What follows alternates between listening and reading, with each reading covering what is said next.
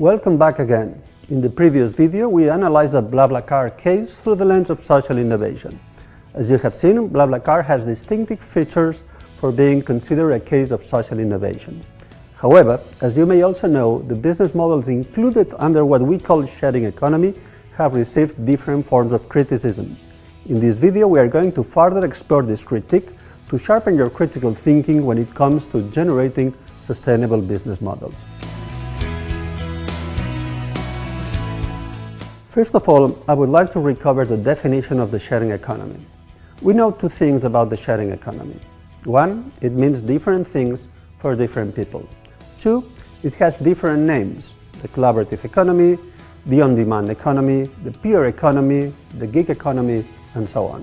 All in all, we could say that the sharing economy is composed of companies whose business focuses on unlocking the value of underutilized assets, where consumers pay for temporary access of these goods, which relies on peer-to-peer interactions and network effects for growth, where the sharing economy centrally depends on internet platforms to enable the peer-to-peer exchange, and these assets are often rented rather than shared.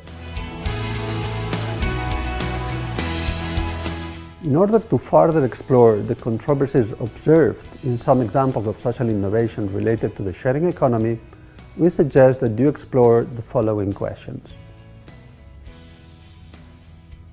Market. Who makes the money?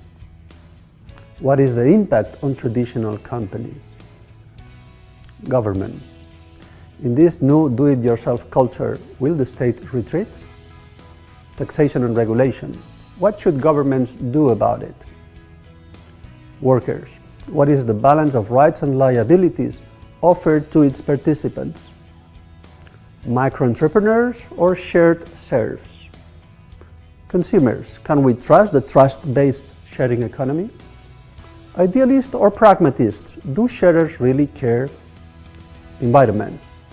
Is the sharing economy good for the planet?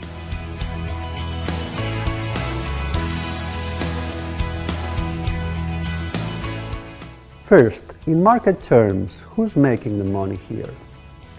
The money made by the platform relies on fees taken from every passenger, as we explained in our previous video. But this is not a purely extractive system. Fees are low and ride costs are capped for passengers. Therefore, we could say that costs and revenues are relatively well divided amongst the different parts. Let's reflect for a second on the impact on the existing companies. How well these companies are going to coexist with companies like BlaBlaCar? Are these companies being dragged into a race to the bottom in prices and working conditions and ultimately pushed off the market?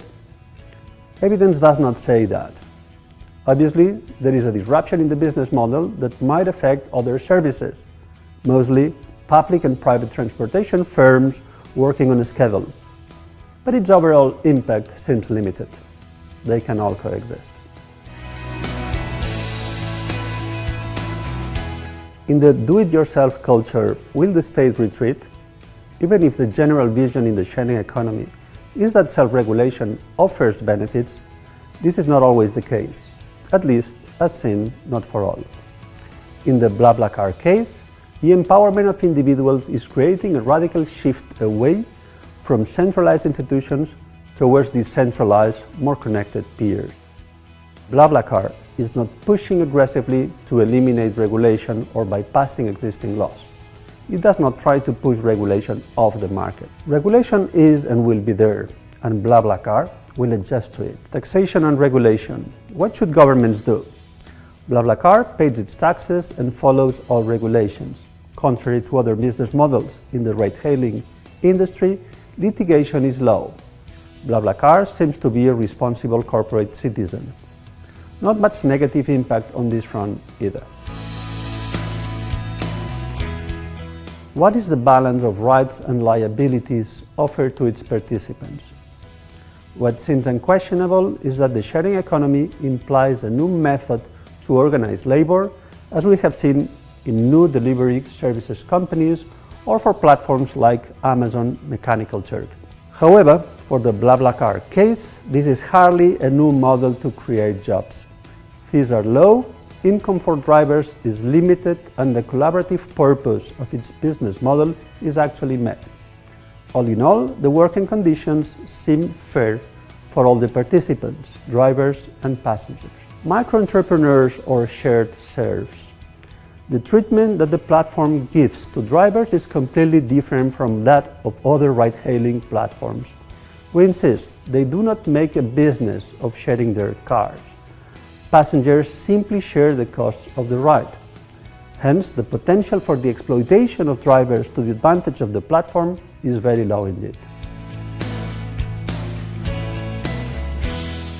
Can we trust the trust-based sharing economy? In this case, as we have explained in the fourth video, one of the most relevant parts of this case is the manufacturing of trust generated by the platform. The rating system for trustworthiness allows passengers and drivers to rate each other. This is how the platform achieves building up a community of trusted members. Idealists or pragmatists? Do sharers really care? In many examples of the so-called sharing economy, the collaborative element is rare or absent. Sharers behave in a rather instrumental sense. They simply get what they want through a given platform. The platform does not do any effort to boost the collaborative part of its business model. However, cases like BlaBlaCar shows you that you can highlight the collaborative component by making people interact and create social capital. There is a true form of sharing here that is not that evident in other similar mobility platforms. Is the sharing economy good for the planet? In this case, the business model in BlaBlaCar has a positive impact in the environment. As it has been mentioned in the previous video, it reduces the environmental impact positively, contributing to the planet. We can hardly criticize BlaBlaCar for this. There are no more cars on the roads, and the ones using BlaBlaCar have more passengers per trip than previously. We close now this section. What we have done in this video is showing the importance of keeping a critical eye onto how we create business models. It is not enough to make innovative business models that keep social and environmental considerations in mind. I think it is important to see how the costs and revenues generated by each business model are distributed amongst the different stakeholders. Analyzing a case of the sharing economy has helped us achieve this goal. Thanks a lot for your attention.